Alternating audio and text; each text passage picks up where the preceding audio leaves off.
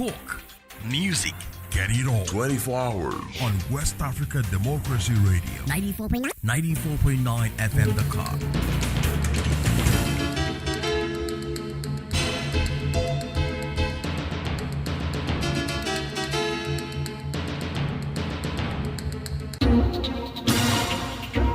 WADR, promoting dialogue. It's midday in Dakar and Freetown, 1 p.m. in Abuja, Nigeria. Good afternoon and welcome to Newslink on West Africa Democracy Radio, broadcasting on 94.9 FM and around the world at wadr.org. First, our top stories. Court orders the registration of ADC and 4 other political parties in Nigeria ahead of 2027 elections. What ranking hypocrisy. But we are saying that no matter what they do, ADC will contest the 2027 election. As long as there will be election in 2027, ADC will contest. In the Gambia, 72 migrants rescued after boat catches fire during irregular migration attempt. This recent incident is a display of the realities on the ground here in the Gambia. Mali and Mauritania strengthening diplomatic engagement amid renewed focus on border security and bilateral cooperation. And officials in Accra and Abidjan move to protect their cocoa markets against climate shocks and other vulnerabilities. Please stay tuned for details of these stories and more. On the news, this is Sankulu Jibril Janko. Many thanks for joining us. The Federal Court in Abuja has ordered the registration of 5 political parties, including one of the country's main opposition parties, the African Democratic Congress, ADC, over their failure to meet constitutional requirements for political parties in Nigeria.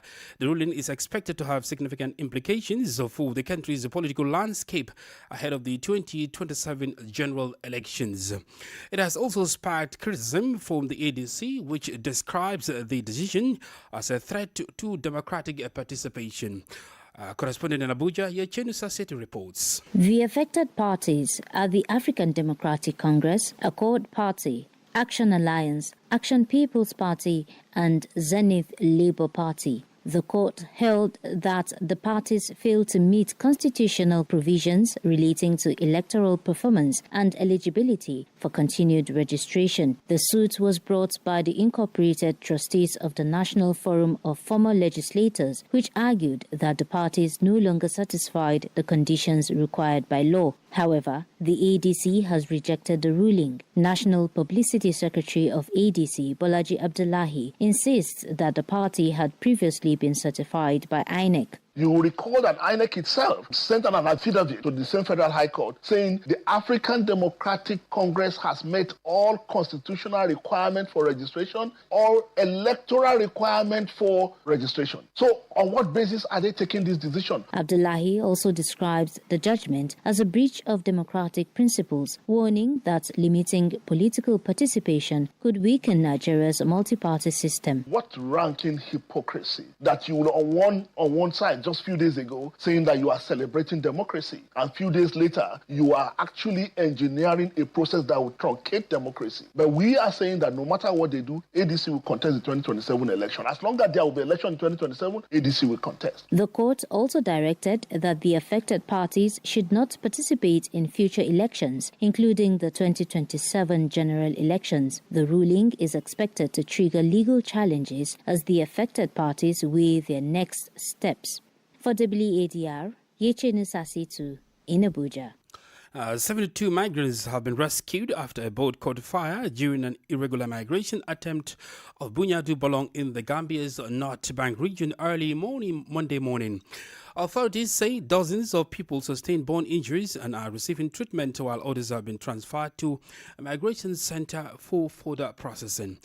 Our Banjul correspondent Sangdonal Mendy reports. Officials say the vessel was carrying 61 men and 12 women, including a pregnant woman and 5 minors, when it caught fire at sea. Deputy spokesperson of the Gambia Immigration Department, Suleiman Sambo, confirmed the details. Out of this whole number, the 72, we had 35 Senegalese nationalities, Gambians 33, Sierra Leoneans were 3 in number, and we had 1 Guinean. 33 individuals that were captured were severely burned and were taken to the hospital, that is SL General Hospital, for treatment. Some of them recovered, and we had a good number of them that are still undergoing treatment. This recent incident is a display of the realities on the ground here in the Gambia, where a lot of the migrants from the West African sub-region are using as a transit point to the Canary Island. All rescued migrants have now been transferred to the Tanje Migration Management Center for further procedures. For Newslink on West Africa Democracy Radio,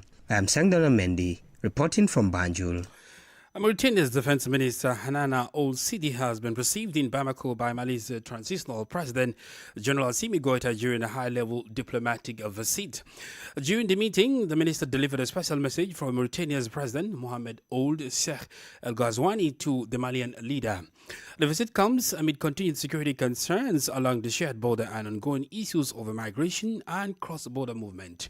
Imo Eda tells us more. The Mauritanian Minister of Defense, Hanana Ould Sidi, carried a message from President Mohamed Ould Sheikh El Ghazouani to Malian head of state, General Assimi Goïta. Nouakchott is seeking stronger security cooperation through intelligence sharing and improved management of the shared border between the two countries. Bamako has often accused Mauritania of serving as a rare base for terrorist fighters carrying out attacks on Malian territory. The Mauritanian president is also calling for closer collaboration with Mali in handling their respective nationals along the common border, as well as facilitating the movement of population in border areas. Incidents involving Mauritanian citizens in Malian border localities are regularly reported by Nouakchott.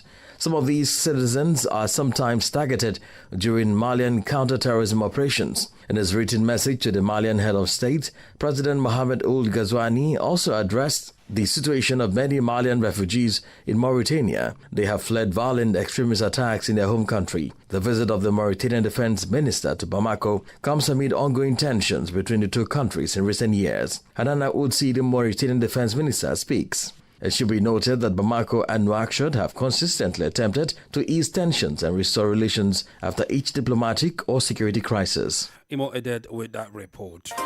More stories coming up on West Africa Democracy Radio. Newslink continues.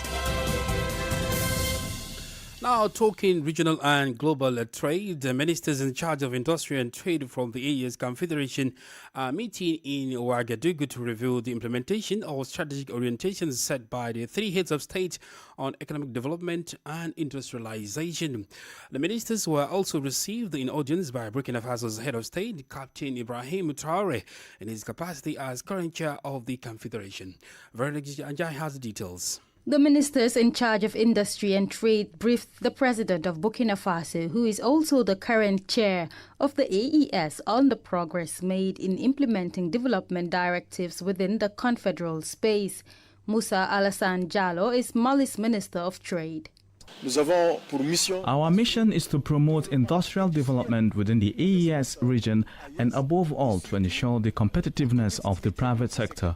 We are also responsible for improving the business climate and enhancing the region's appeal to investors, facilitating trade and expanding trade flows, as well as addressing all issues related to fraud and counterfeiting within our region. Within this vision, industrial development is placed at the center of economic growth. The guiding principle is to produce, process, and consume locally, according to the minister. So that we can provide structural solutions to all the challenges facing the AES regarding the free movement of people, domestic investment, and the transformation and development of small and medium-sized industries to boost local production. Following this strategy, industrialization and value addition are expected to be anchored in agriculture. In the long term, Mali, Burkina Faso, and Niger aim to achieve food self-sufficiency within the confederal space. That was Veronica Anjai with the details of that report. Meanwhile, the world's two largest cocoa producing countries, Ghana and Cote d'Ivoire, are renewing calls for closer cooperation in the cocoa sector. Officials in Accra and Abidjan say the decision follows the growing challenges linked to climate change, market volatility and sustainability demands. Speaking in Abidjan, Ghana's Finance Minister Dr. Castle Otto Fortune says stronger collaboration is needed to secure the future of an industry that supports millions of livelihoods across West Africa. WDR's Nadia Ditete completes the story. Speaking at the 7th Steering Committee meeting of the Côte d'Ivoire-Ghana Cocoa Initiative in Abidjan, Ghana's Finance Minister Dr. Castle Otto Fortune called for stronger coordination between the two neighbors to protect farmers and strengthen the industry's long-term sustainability. According to the minister, cocoa producers are increasingly grappling with climate change, volatile global prices, disease outbreaks, and rising demands from international markets for sustainable and traceable production. Dr. Fortune noted that while Ghana and Côte d'Ivoire together account for more than 60% of global cocoa production, farmers often receive only a small share of the value generated from the multi-billion-dollar industry. The finance minister also highlighted the need for coordinated action on pricing, market regulation, and sustainability standards to help shield producers from external shocks and safeguard the livelihoods of millions of farming households. For many farmers across West Africa, the outcome of such discussions could have significant implications for incomes, production levels, and the future competitiveness of one of the region's most valuable export commodities. For WADR, Nadi Teti, Accra. You're listening to Newslink here on West Africa, the Macross. You're broadcasting from Dakar, Senegal, on YouTube and Facebook at WADR.org. Here's a reminder of our top stories. Court orders the registration of ADC and 4 other political parties in Nigeria ahead of the 2027 elections. In the Gambia, 72 migrants rescued after boat catches fire during irregular migration attempt. Mali and Mauritania strengthening diplomatic engagement amid renewed focus on border security and bilateral cooperation. And officials in Accra and Abidjan move to protect their cocoa markets against climate shocks and other vulnerabilities. Still ahead in the news, we have guest interview, press review, and sport. And of course, in sports, preparations are ahead. Senegal takes on France at 7 p.m. Please stay with us. Fresh and breaking news all the time. Hear it first as the news breaks, only on West Africa Democracy Radio. Newslink continues. Newslink now takes you back to the Sahel food security-related developments. First in Mali, where special registration operation for 2 3-wheeled vehicles commenced on Monday across the entire country. Authorities say the initiative is driven by current security requirements as armed groups continue to use motorcycles to carry out attacks. In Bamako, residents who likely welcome the decision are flocking to registration centers to regularize their documents despite concerns around the registration of 12,000 CFA francs. Christopher Aticho has the rest of the details. At the Bamako Regional Directorate of Transport, large crowds have been gathering. Despite the intense heat, dozens of people are turning up to obtain registration plates for their motorcycles. Many support the government initiatives, saying it will make it easier to identify motorcycle owners in cases of theft. Beyond the issue of motorcycle theft, other citizens point to the security benefits of the measure. According to security analyst Masri Job, the registration exercise will strengthen the state security apparatus in the fight against terrorism. However, he stressed the need to accompany the measure with a broad public information and awareness campaign. Many of these attackers use motorcycles. The damage caused by these attacks is often significant, and this helps prevent it to some extent. However, awareness raising must really be at the heart of the effort. If we truly want this to succeed and for the public to get on board, because ultimately it is the public that benefits from these measures. Although no end date has been announced for the operation, authorities are urging motorcycle owners to regularize their status to avoid possible penalties during road inspections. A report by our Bamako correspondent Ali Chan, voiced by Christopher Aticho. And in neighboring Burkina Faso, the transitional government says it is currently hosting more than 45,000 refugees as the world prepares to mark World Refugee Day on June 20. This disclosure underscores what authorities describe as the country's long-standing tradition of solidarity and hospitality. It was made by the National Commission for Refugees, CONAREV, during a joint briefing with the United Nations Refugee Agency, UNHCR, in Ouagadougou ahead of this year's commemoration. Augustine Coley has more.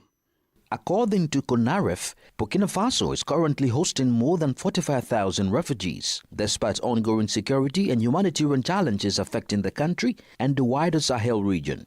Officials say the situation reflects both the pressures of displacement in the region and Burkina Faso's continued commitment to providing refuge and support to affected populations. The figures come at a time when global attention is being drawn to the plight of refugees and the need for stronger international solidarity. This year's World Refugee Day commemorations will take place from June 18 to the 20th in Wahiguya, under the theme focusing on social cohesion and strengthening relations between refugees and host communities.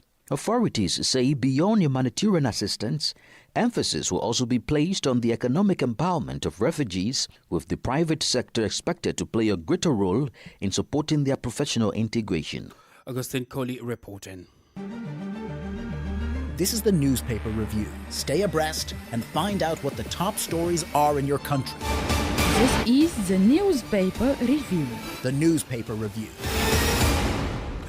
Let's join WDR's Abraham Packer in Monrovia for a summary of major and trending headlines on Liberian newspapers.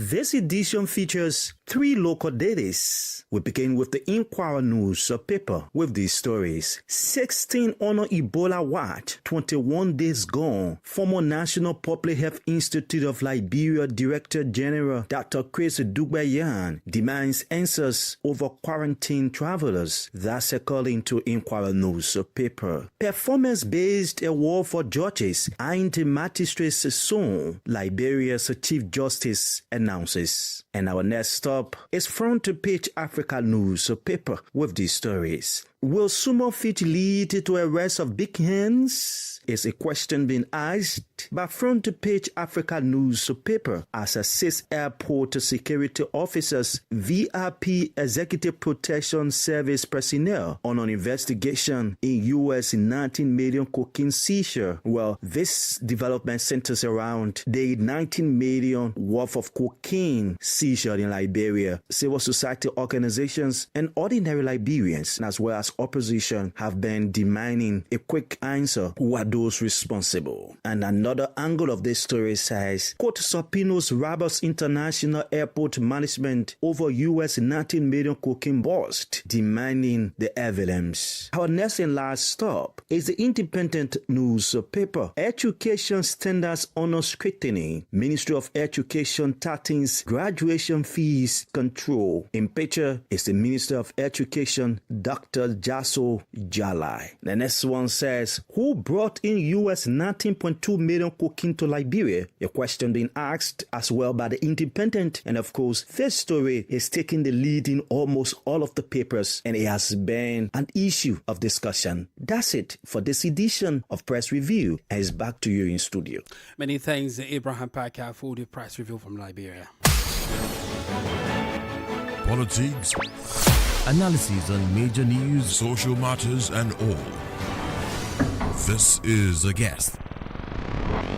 In our guest interview, we head to the Gambia, where 72 migrants have been rescued after a boat caught fire during an attempted journey to Europe of Bonyadu Bolong in the country's North Bank region on Monday morning. Dozens suffered bone injuries, highlighting once again the dangers of irregular migration. Yet despite these risks, many Gambians continue to make the journey. Well, beyond poverty, what factors are driving people to leave? Well, to help us understand the root causes of irregular migration, we are joined by migration expert Mustafa Sanko. Beyond poverty and economic reason, one of the factors that play a role is the social network theory, that is the influence of people who are outside. You move with people who leave this country irregularly. They see the story buildings that are being constructed by the people who took the same route. So that is part of the reasons why these young people are leaving this country. Issues of wage differentials. We have seen people who even abscond in Europe, government officials who abscond in Europe, not necessarily because they are poor, but because of the perception they have that this country is actually hard, even though you have other people who are making it in this country. So many a time is about the expectation that the people have there, and then for the fact that the irregular migration or migration in the Gambia is seen as a right to passage, even though the person is economically stable, but they believe that Europe is that land that will be able to provide them to meet their aspirations and their needs. You touched on something that I find very interesting, and that is the social media aspect of it. How much of an impact would you say social media and misinformation also has in promoting irregular migration in the Gambian context? In terms of social media, it plays a very huge role. And then this is actually amplified by the network theory, because many of these people who live this country have a targeted country that they are going to. They can tell you that we are going to Italy, from Italy we'll be going to Spain, Sweden, or whatsoever. That is because social network plays a role. They have friends or family members who are living in those countries, and many a time the pictures that they send back home are the pictures of so-called enjoyment, standing behind a luxury building, sitting in a cafeteria, and then you send those pictures home. But hardly will they send them their part of the struggle. Let's say people lying in the street, their houses, maybe the bunker beds. When I traveled to Stuttgart, I visited one of the asylum camps, and it is disheartening. Those pictures will never come out, where you have people parked in a concentrated camp. Those places will not actually come out, where people go for dishwashing. Hardly will you see anyone who take a photo of himself dishwashing, not to diminish the work of dishwashers, but they don't show you that. Making it to Europe is one thing, but going through the asylum system, most of them don't even know that asylum regime, that laws have actually changed. But the moment they send in their photos, the entire family goes in wild jubilation. We've spoken about the challenges, the root causes. From what you've learned, what is or are the long-term solutions to this phenomenon, that is irregular migration? Yeah, one thing I also must make clear, stopping irregular migration is something that is, I think, practically impossible. The Spain-Gambia bilateral agreement, that is part of the solutions probably. But what the government can do is to make sure that they make employment very lucrative in this country. One of the reasons that is oversighted is the issue of wage differential. Let's take a classical example for the parliament. After 2017, every young Gambian wants to be a parliamentarian because there is respect there, there is money, they are paid huge salary, they are given clothing allowance, they are given robbing allowance, even though I don't know the definition of robbing allowance. When you make salary standard, the cost of living, at least people will take up jobs. But even whereas you employed a lot of young people, people have jobs. But if those jobs are unable to provide the 3 square meals, it is going to be very difficult for those people. And also issues of patriotism and then nationalism, where people need to love their country. You go to other countries, they have the love for their country, and they believe that they have to fix their country. Mustafa Sanko is a migration expert in the Gambia. Talking sports, Imo Edith is with me live in the studio for exciting updates about the ongoing 2026 FIFA World Cup across the US, Canada, and Mexico. Good afternoon, Imo. I can see that you are in your Senegalese jersey. Honestly, I mean, it's one day that we've all saved up our jersey for. Good afternoon, Sakula, and good afternoon to you. Indeed, it's going to be a frenzy and excitement, but especially the expectations, as we mentioned this morning, is very high here in Senegal. Absolutely. As the Teranga Lions, African champions, debut in this year's tournament for a win against France. I mean, they've said it's going to be Africa against Africa, but the Africa 1 will win Africa 2. And for many sport nuts, this is more than a game, frankly. It will be a show of sportsmanship, influence, and an offset of colonial rivalry between Senegal and France, with the likes of Sadio Mane, who may be making his last appearance at the biggest football event. Senegalese hope for a victory. I will come back to you, Imo, because I would like to put you on the spot about your predictions. But in the meantime, can you highlight the matches from last night and which one gave you the most intense screen time for viewers and spectators? Because we had some spectacular games yesterday. It was something else yesterday, and as we will say in the local parlance, they held the throat of the Spanish, and at some point they couldn't breathe. And memes were flying on social media how they were able to take take on the giant in Europe all through 90 minutes plus.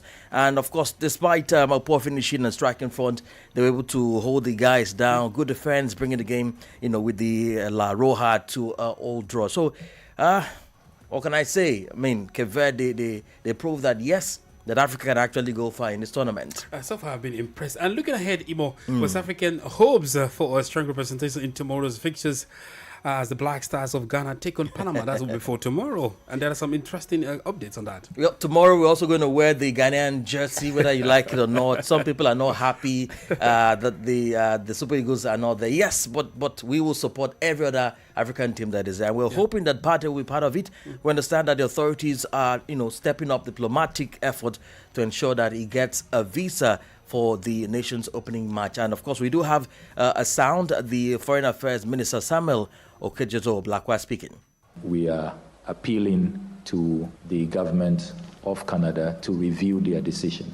We acknowledge that. Our efforts are without prejudice to that fundamental fact. But considering the fact that Thomas Partey was not entering Canada on a frolic of his own, he's deputy captain of our national team, he adorns our national colours, he wears Ghana's jersey, and he was going to carry out an assignment on our behalf. We believe that the government of Ghana must take interest in this matter, and that is why we are intervening. Ghana's Foreign Affairs Minister Samuel Okejeto Blakwa speaking there. Well, Imo, for today, they have a lot of fixtures across the eyes, or everybody will be fixed on television. Yes. There are two games that I would like to talk about. First of all, Iraq will take on Norway. That will be at 2200 hours. That is at 10 p.m. But, come on, all eyes. We saw what Iran played yesterday. And don't look down. There are no underdogs in the tournament. Cabo Verde. Look at Curacao. Curacao, for example, they scored first. They scored first. Despite losing 7-1, you still think next time they will do better. Yes, they will. The defeat at that point wouldn't matter to them. The fact that we scored first. Germany, we scored first. Yeah. Whether you like it or not, we scored first. Even if they let them give us 10-0. But the fact that we scored first, it makes a whole lot to them. Because we are talking about 2006 champions here. That is Germany. Let's talk about the Senegalese game tonight at 7 p.m. The Teranga Lions will take on France. Old rival. It's more than a football game, isn't it? It is. As Sani will say, it's a war, but in a decent way. It is a war, but in a decent way. In a decent manner, yes. We're fighting the war, but on the pitch. I think it's going to be a very tough match this evening. Everywhere will be tense. Just coming to work alone, you can feel the tension in the air. People will try to close work early today so that they can have a good seat, go to the viewing centers and watch the match. But overall, 2-1, I would want to say, in favor of Senegal. I was about to ask you, I put you on the spot to say what's your prediction, but some will tell you my heart is this, my heart is doing this. It's going to be very tough. Very tough, but 2-1. Let's put it that way. To Senegal. To Senegal? Yes. Are you bold enough to make prediction? The scorers. Name the scorers? Right now, people may look at Sadio Mane, he may do the opening, but I really can't. It could be anybody. It could be a defender, it could be a striker, it could be anybody. No name for now, but 2-1 in favor of Senegal. 2-1 in favor of Senegal. That's a bold prediction from Imo Edete. Thank you, Imo, for this beautiful insight. It's really a pleasure having you. Thank you for having me. Well, we've come to the end of this edition of Newslink in West Africa, the Macrash Radio broadcasting from Dakar, Senegal. Thank you for listening, and many thanks to Mustafa Sek and João Senhor Augusto Capa Gomez for the technical assistance. Remember to stay connected via social media platforms, X, Instagram, and Facebook at WADR. You can also log on to WADR.org to listen to news editions and programs. I am Sankolo Jibril Janko. Good afternoon. We thank you for listening to Newslink in Nigeria on Love FM Abuja and Darling FM Owerri.